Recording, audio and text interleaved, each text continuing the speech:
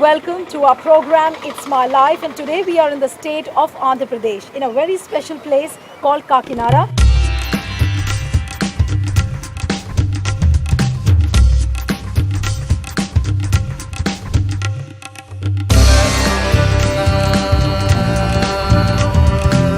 And of course with a very special person, Mr. Pallam Raju.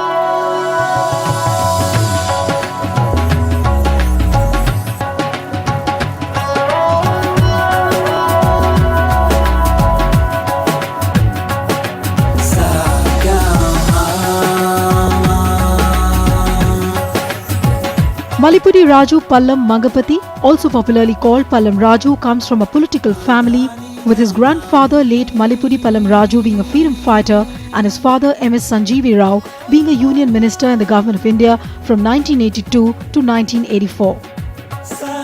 Pallam Raju is currently holding the portfolio of Union Minister for Human Resource and Development after taking over the charge from Kapil Sibal.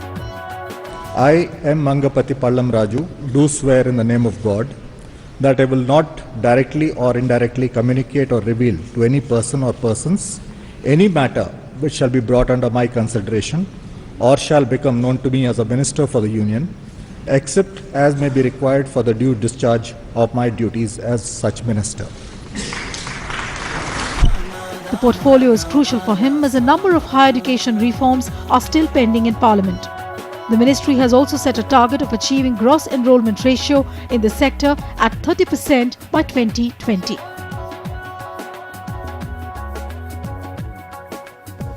Pallam was first elected to Indian Parliament in 1989 and was the youngest MP in the 9th Lok Sabha.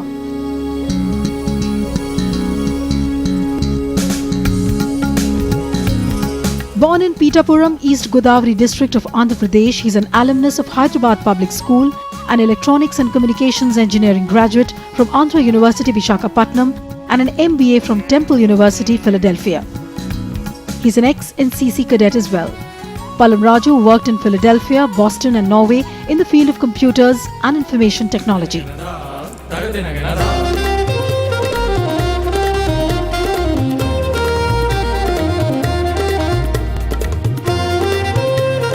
Pallam has even served as a director on the boards of Indian Airlines and Air India between 1994 to 1997.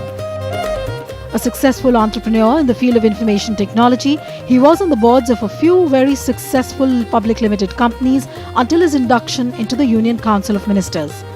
He's been a very active member of the Indian National Congress and has held several important positions in the state unit and at the national level. The most recent one as the chairman of the Department of Policy Planning and Coordination in the All India Congress Committee. This was a mirror to his life, and now let's take you on a journey to his constituency. Mr. Pallam Raju, welcome to our program called It's My Life. And so today we are beginning our journey from a very auspicious place. Yes. So tell us a little about that. Thank you, Nilu. Thank you for coming. And Sarpavaram is a very auspicious temple, and it is the temple of Bhavanarayana Swami, and it is supposed to be over 5,000 years old.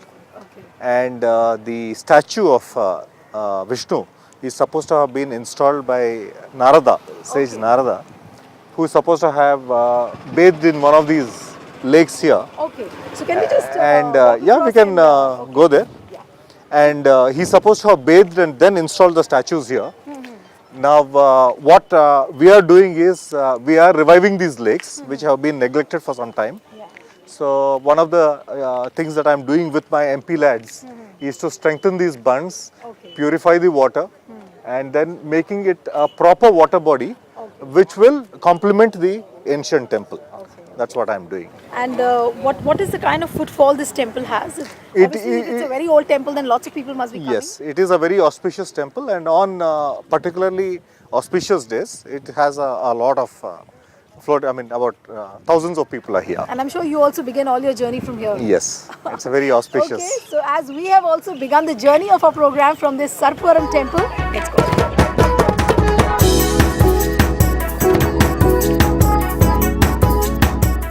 So as you can see behind me, we are right now at the Kakinada seaport, and this particular seaport is the first privatized seaport. Let me tell you, this is also known as the second Madras.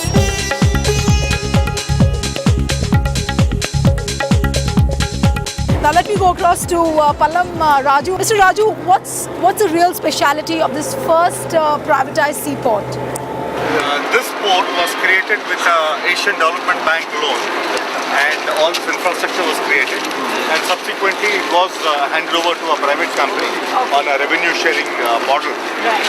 And we have two components to this port. One is the deep water port, where all this activity of loading and unloading of the bulk cargo happens. But what was the logic behind making it a privatized venture? Because the infrastructure was created, and the port, the state did not have the people to run it on a professional basis. Okay. So we thought it would be a good idea to privatize it, and this decision was taken by the then state government. And it is happening on a revenue sharing model, where the private party is able to also invest in additional infrastructure and additional equipment for the proper operationalization of a port. Have you seen a difference in terms of efficiency, in terms of turnover? The difference has been definitely there's been a greater improvement in the utilization of the infrastructure. There's been a greater improvement in the turnover. There's been greater inputs in terms of efficient equipment for improving the efficiency of the port, and the business also has grown substantially.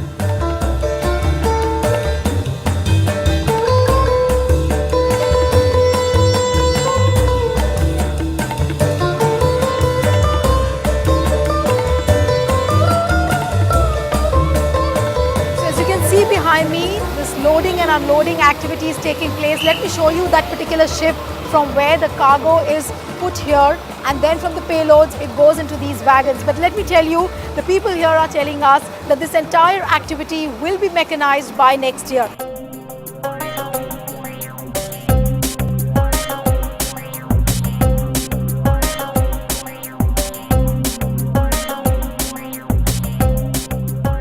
What you see behind me is actually the fishing hub or the fishing harbour. But let me tell you, this entire seaport has different sections, and this particular place where we are standing right now is dedicated to the Coast Guard, and you can see on the left hand side is the Coast Guard jetty. But again, the credit for this goes to the MP of this area, which is Pallam Raju. Pallam sir, what was the whole idea of bringing the Coast Guard here?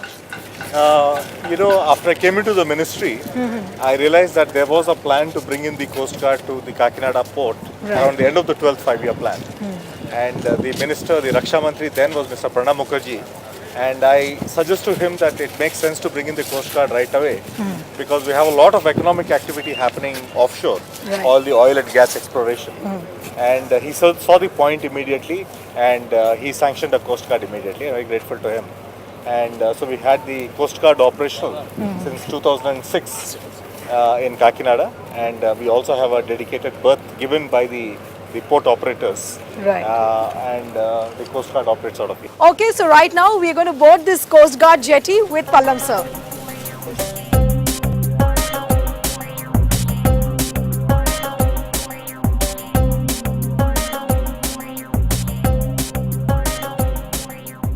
We are inside the Coast Guard jetty, and what this particular panel which you see is actually the control panel from where the Coast Guards give out their commands. They control the entire security system from this particular place.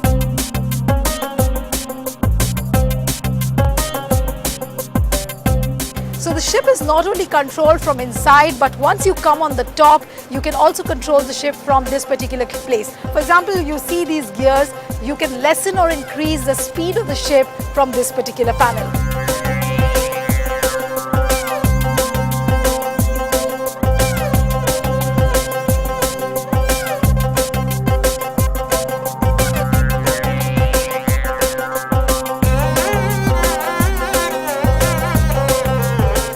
Another landmark of the city of Kakinada is the oldest university, which is the Jawaharlal Nehru Technological University. In what ways have you really contributed to this particular university in terms of lab? You were telling me you've contributed a lot towards setting up the state-of-the-art labs. Just tell us about it.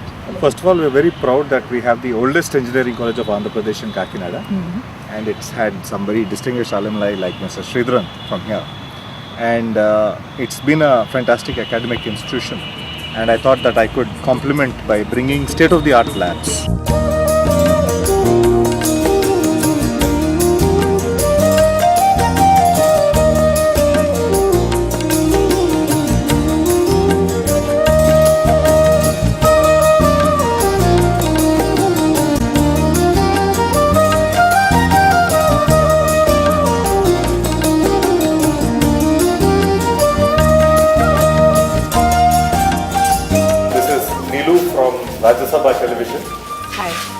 So which branch are you on?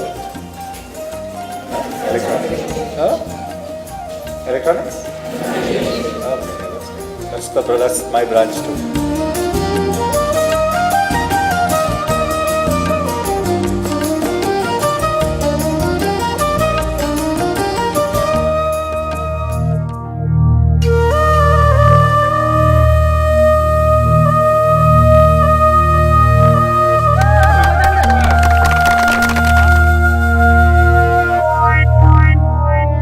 On his constituency visit, Pallam Raju generally packs his day with a number of inaugurations like these.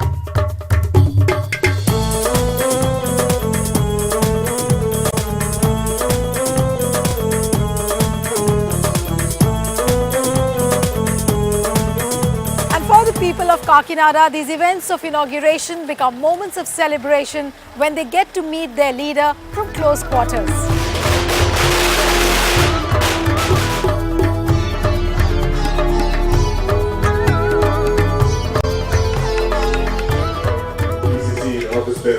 Shri ప్రభుత్వానికి రామూర్తి గారు అయితే రాను రాను ఆవిడ ప్రధానమంత్రి దిగే టైంకి అంటే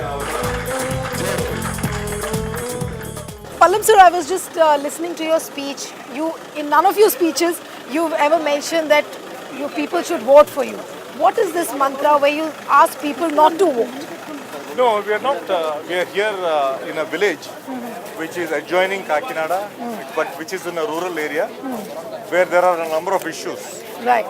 Because this has all been agricultural land, Right. and suddenly people are settling in here, and so there are houses coming about, and so the basic infrastructure is missing, like roads and drains and lighting. Right. So that is what is the primary requirement here, Okay. and that is what I was addressing. And I was giving them an example of this colony where a few people have got together and made a nice thing. I said, Right. if you are not dependent on government for everything, you will be able to transform it into a nice place. One thing which is very characteristic about your personality is that you never say that vote for me. You never say this. No, that is not the thing. I mean, I talk the local conditions, and I also thank them for giving me an opportunity, and I tell them that we are not here forever, but we would definitely go out leaving a good name and a mark of development. Let's take a break at this point in time, but when we return, we go to Asia's biggest rice mill with Mr. Pallam Raju. Back in a moment.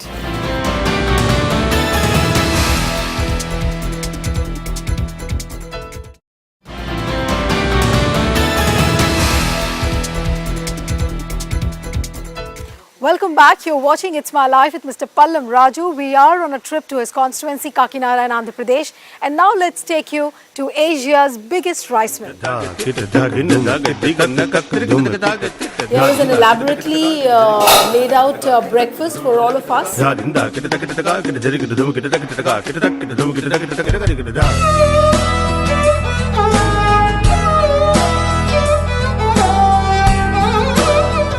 How is it really, Pallam sir?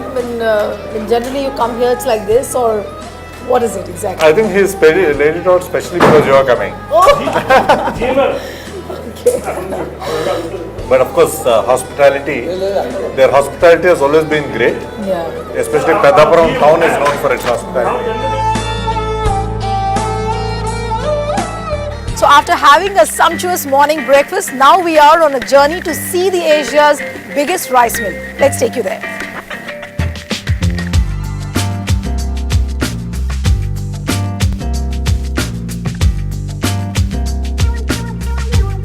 So generally in a rice mill, the broken rice is sold at a lesser price, but here at this particular unit, as you were just seeing, you can see the broken rice being made into idli rava and then it is packaged for sale. So that's the kind of value addition which you just saw with the rice millers here are doing.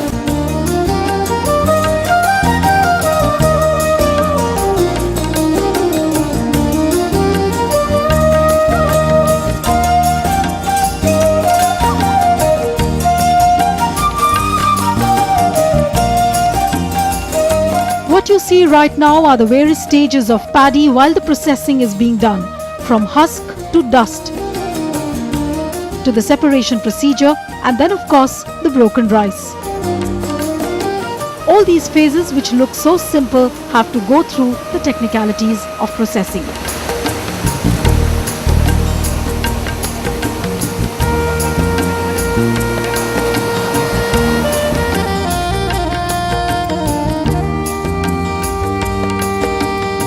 Now we take you to the command center of the rice mill.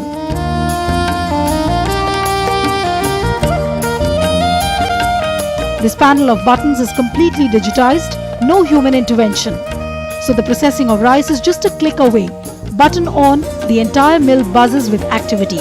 And once the buttons are off, the mill falls silent.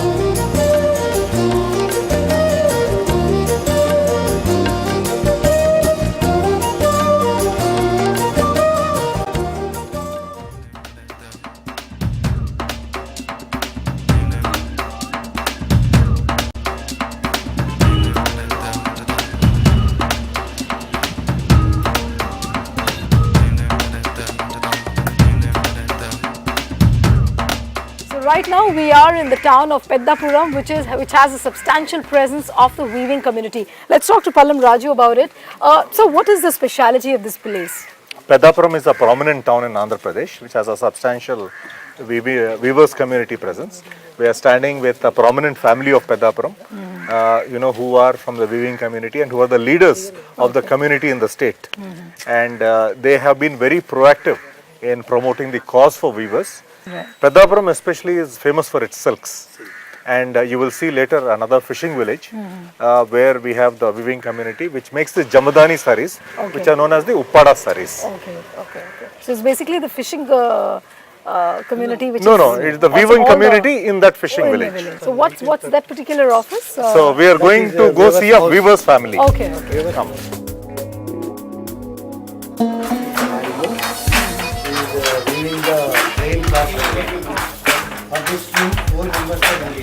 The whole family, mother, father, children.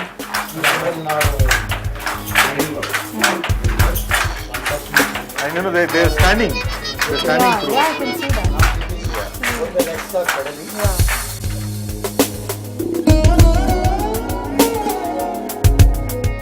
You'll be seeing the products anyway. When Yeah. Same product. An idea. Yeah, The weaving community is also there. Substantial weaving community all over the world.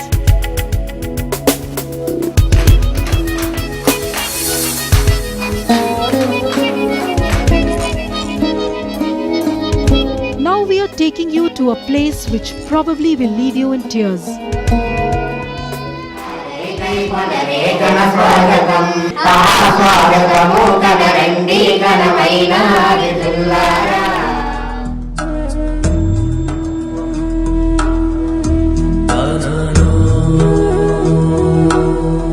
Physically challenged kids for whom vision was a big cipher, an absolute darkness.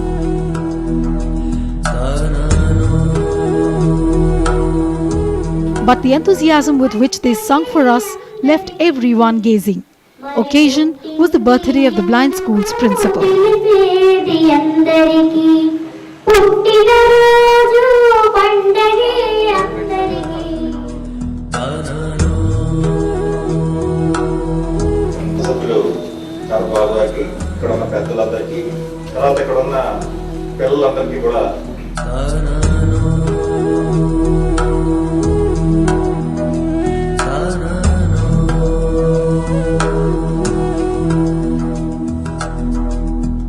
Now we bring you face to face with the rich cultural tradition of Kakinada.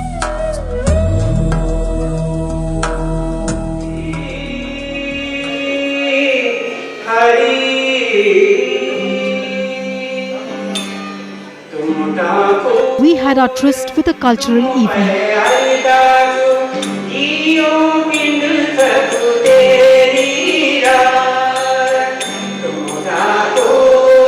Loads of classical music, Andhra style.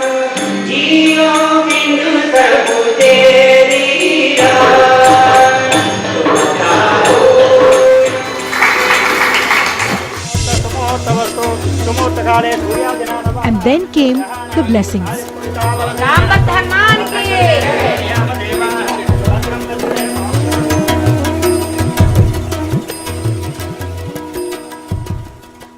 Time for a short break. Don't go away. We'll come back with many more aspects of Pallam Raju. Back in a moment.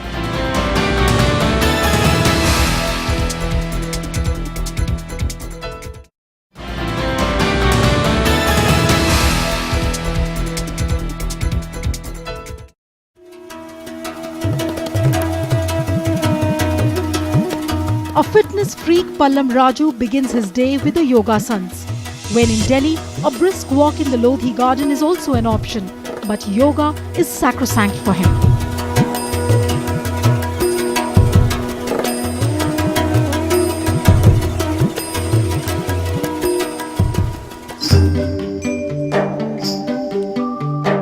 Without the divine blessings, the day for Pallam looks incomplete.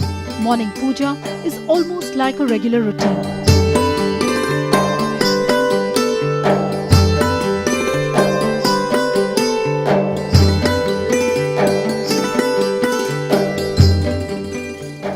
This is basically the morning darbar time where people from across the villages of Kakinada, they come down and they share their woes with the MP of this particular area.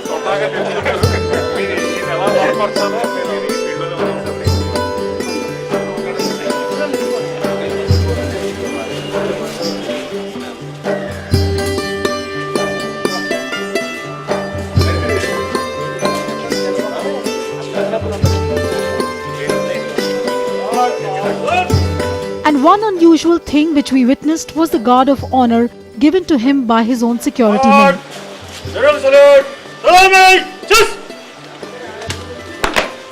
We spoke to the guards and they said this act was totally out of love for the leader.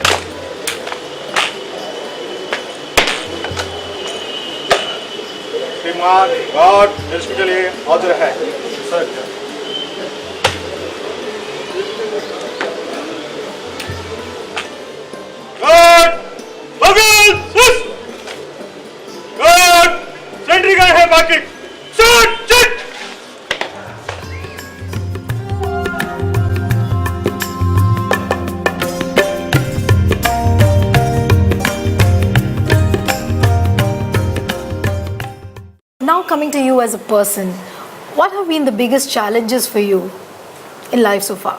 I think the turning points were, when our mother passed away at a very young age.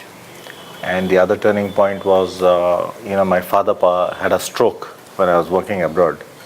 So coming back, looking after him, and then to make the big decision whether to enter politics or not. So you left your job abroad because your dad had a stroke? Yes, I had to come back. I was working abroad, and then after my father had a stroke, I came back to look after him. And then, naturally, I was encouraged to succeed him. Mm-hmm. So the decision was to, pursue my original career, which was in information technology, or to get into politics. So you're enjoying your political journey so far? It's been a rough ride. Mm-hmm. There have been ugly moments. There are negative moments, which are internal. Juggling your schedule between Delhi and your constituency, yes. What kind of a challenge is it really? In Delhi, I'm totally committed to the ministry. I'm committed to being a part of government. And when I come to the constituency, I'm totally a citizen of this area. So that way I'm very, very clear, because I'm only addressing issues that are related to this matter. And when I'm in Delhi, I'm concentrating on my job. Fortunately, my family lives in Hyderabad. So whenever I visit Hyderabad, it's like a complete break from the two. So your wife doesn't insist that she should be there with you in Delhi, as well as she accompanies you when you're there in the constituency? No, I mean, she's gotten used to this life, and that's why she calls me a part-time husband and a part-time father, Okay. What do you generally do? Like, you follow reading books? What kind of music do you really listen to? Do you really have time to do all this? Whether I'm in Delhi or Hyderabad or Kakinada, I try to spend the evenings with friends. So friends have no complaints from you? Friends have no complaints, I tend to go out for movies when I'm in... I'm not a good reader at all, because I can never complete a novel, because I do so much of general reading. Okay. But I like the outdoors. I like exercise. If friends are suggesting an outdoor activity, I'm your man. But you were talking about films, that you also like going out to movies. Yes. What kind of movies do you generally see? I like it light. It has to be a light romantic comedy. Okay. Things like that. So are you a romantic at heart? I think I am. Okay. I think I'm a hopeless romantic. Okay. Do you really go back to those times when you must have said to your wife that, okay, I love you? What is it exactly? Or she misses those moments? I think I say that to everybody else except to her. Oh, that's a tragedy, Pallam, sir. I said that's a real tragedy. No, I think we enjoy our times together. Okay. I think our interests are different, but there are activities that we enjoy doing together. Okay. What kind of a dad do you think you are? Because what kind of time do you really get to spend with your kids? Yeah, I think politics does take its toll on your personal life, and so that is one regret, that you miss out on so much of time of the kids growing up. So I try to make up whenever I can, and usually I give them pointers. As the children grow up, you can only guide them, and try not to be too rigid. We try to give them the proper value system and then what they have to focus on. But you don't insist that they need to carry on with the generation of politics? No, not at all. I think this generation has so many more options. What is the kind of future you really foresee for yourself, maybe 10 years down the line? See, I think ever since I've gotten into politics, I've been clear about one thing, that, if I make it, I would like to be remembered as a statesman and not as a politician. Okay. And so I like to look ahead, because the role of a leader and a statesman is to look ahead, anticipate the challenges, anticipate the problems, and accordingly prepare the people for it, and to work on solutions for it. Right. And that is the way I look at it. And politics is a great teacher. You learn so much out of politics. And I think you have to stay rooted. That is the most important thing. If you stay rooted, then I think you have a long way to go. I'm sure you'll go a long way, and it was a pleasure having you here. Thank you. And I wish you all the best as a leader. Thank you. So that was Mr. Pallam Raju for you. See you next time with another personality. Goodbye and thanks for watching.